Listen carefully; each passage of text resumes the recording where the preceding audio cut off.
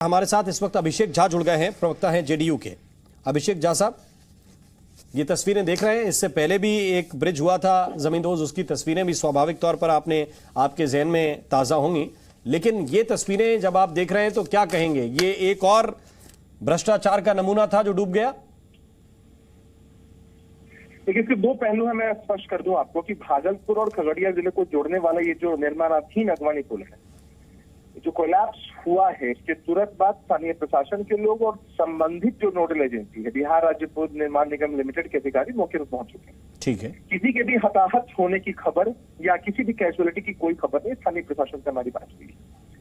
लेकिन सरकार की ये पूरी जवाबदेही बनती है कि नोडल एजेंसी के माध्यम से जिस भी संवेदक को यह काम दिया गया है, उनके द्वारा अगर कोई टेक्निकल फॉल्ट होता है तो हम कार्रवाई सुनिश्चित करेंगे। दूसरा, कुछ टेक्निकल पहलू सामने आ रहे हैं कि नदी का बहाव, नदी का कटाव बदला है, कुछ समय पूर्व इसका टेंडर हुआ था, सारी चीजों की जांच चल रही है। लेकिन दुर्भाग्यपूर्ण तब लगता है जब ऐसे मसलों पर, जबकि देश देख रहा है इतना बड़ा रेल हादसा, देश ने पहले भी देखे हैं बहुत सारे हादसे, लगातार भाजपा के नेता अपने बयान दे रहे हैं, उनसे पूछना चाहते हैं। गुजरात के मोरबी में पुल कोलैप्स होने का हादसा हुआ था, पूरे देश ने देखा जी, सैकड़ों लोगों की जान चली गई थी। तफ्तीश होती है तो मालूम चलता है कि ऐसी एजेंसी को काम सौंपा गया था जिनके पास इस काम को करने का अनुभव ही नहीं था। सोचिए किस स्तर का भ्रष्टाचार है। ये चिल्ला रहे हैं भ्रष्टाचार भ्रष्टाचार, नीतीश कुमार जी की नो कॉम्प्रोमाइज की नीति है भ्रष्टाचार के साथ। जी, आपको आश्वस्त करना चाहता हूँ, मतलब आप ये बताना चाह रहे हैं कि देखिए मोरबी में पुल गिरा या कहीं और कोई हादसा हुआ तो इससे आपकी इतिश्री हो गई कि उनके राज्य में ये पुल गिरा था तो हमारी भी इतिश्री हो गई। भाई तब आपने जिम्मेदारी से सवाल उठाया ना, पूछा सवाल कि ये हादसा क्यों हुआ, तो आज आप इसको उतने ही जोरदार तरीके से क्यों नहीं कहते कि नहीं हादसा हुआ है? और हादसे के पीछे के जो जिम्मेदार हैं, जो कमीशन में 40% पैसा खा गए, उनको पकड़ेंगे? आप ही बोलेंगे, आप ही बोल लीजिए सर। मैं ही बोल रहा हूं ना, आप तो बोल चुके। आपसे बिहार पे सवाल पूछा, आप गुजरात चले गए। नहीं सुना? नहीं, आपसे बिहार पे सवाल पूछा, आप गुजरात चले गए।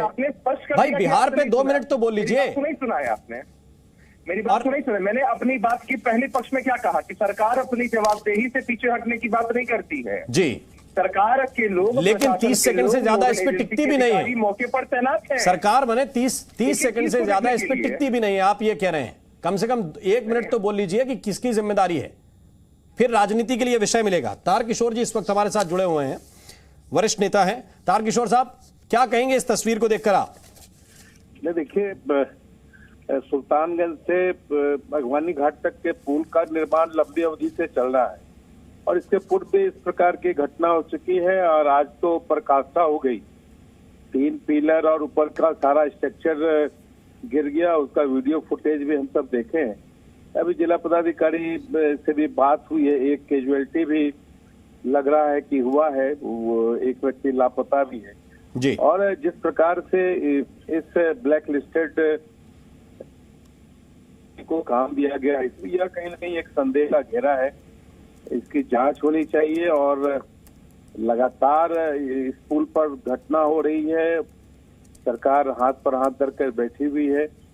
मुझे तो समझ में नहीं आ रहा कि आखिर जीरो टॉलरेंस की बात करने वाली यह सरकार है कहाँ। लेकिन तारकिशोर जी, ये आरजेडी के लोग कह रहे हैं कि ये वाला डिपार्टमेंट जो था वो आप लोगों के पास ही रहा है लंबे वक्त तक, माने कि जब बिहार में आपकी सरकार साझा सरकार थी तो आपके पास डिपार्टमेंट था। जो बोलने वाले हैं सरकार की ओर से अपनी जिम्मेदारी से भाग रहे हैं। अभी महागठबंधन की सरकार चल रही है, मैं कोई राजनीति नहीं करना चाहता हूँ जी, लेकिन ये दूसरी बार यह घटना हुई है और जिस समय इस एजेंसी को निर्माण कार्य दिया गया वो उस कालखंड को देखिए तो कहीं न कहीं पूरा मामला संदेह के घेरे में है जी, और इसकी जांच होनी चाहिए। और नहीं, लेकिन ये सवाल भी पूछा जाएगा तारकिशोर जी कि क्या अगर आपके पास ये डिपार्टमेंट रहा, मतलब आपके मतलब बीजेपी के पास जब ये डिपार्टमेंट रहा बीच के कालखंड में विभाग, तो क्या ये ठेका जो ब्लैक लिस्टेड कंपनी, आप कह रहे हैं कि ब्लैक लिस्टेड कंपनी को दे दिया,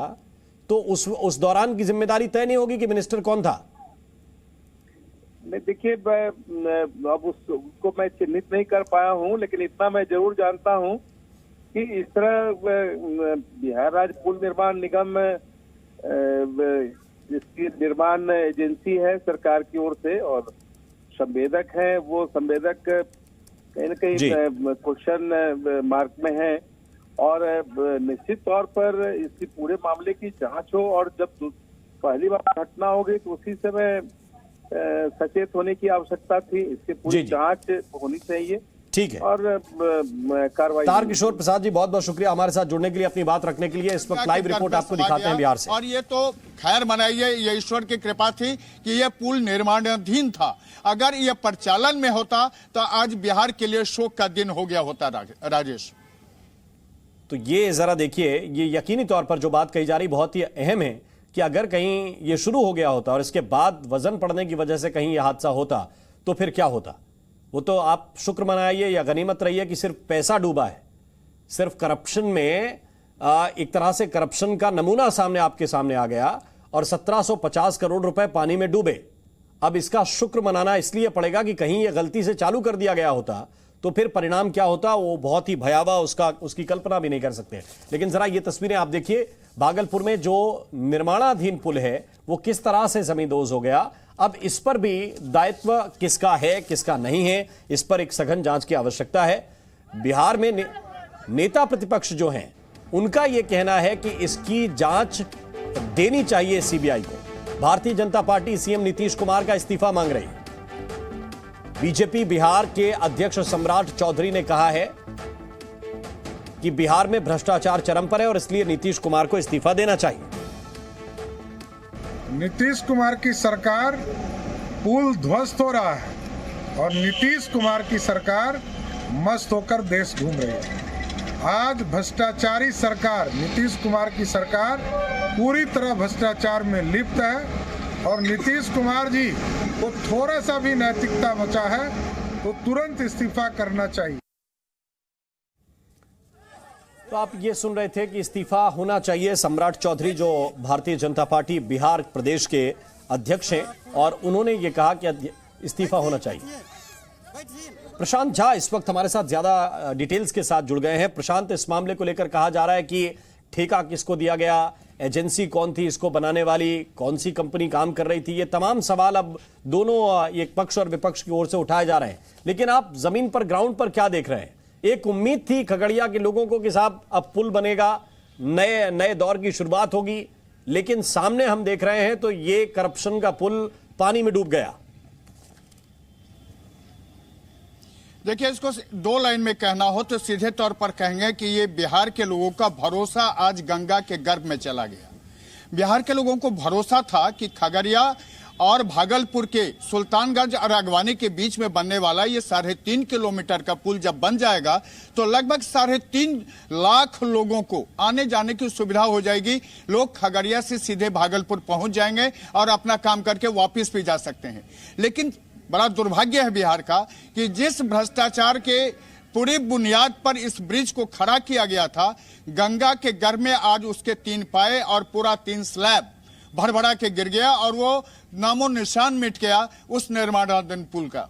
यह भरोसा तो रहा है बिहार की जनता का, क्योंकि 1 साल पहले जब इस जो बनने वाला निर्माणाधीन ब्रिज था उसका एक स्लैब गिरा था तो पूरे देश में इसकी किरकिरी मची थी बिहार सरकार की और कहा यह गया था कि वहां पर निर्माण में भ्रष्टाचार इतना है कि वहां पर स्लैब जो है हवा के झोंकों के साथ उड़ जाता है। उसमें एक इंजीनियर की भी मौत हो गई थी। उस मामले की जांच के आदेश दिए गए थे, लेकिन जांच के आदेश का क्या हुआ किसी को नहीं कुछ पता। और एसपी सिंगला कंपनी जो वहां पर निर्माण कर रही एजेंसी है, उस एजेंसी ने वहां पर निर्माण कार्य जारी रखा और स्थिति आज सामने आ गई जब सिर्फ पुल नहीं गिरा, बिहार के लोगों का यह भरोसा आज गिर गया, गंगा के गर्भ में समा गया। जी बिल्कुल, आप हमारे साथ बने रहिए, कुछ और डिटेल्स भी हम आपके जरिए दर्शकों तक पहुंचाएंगे।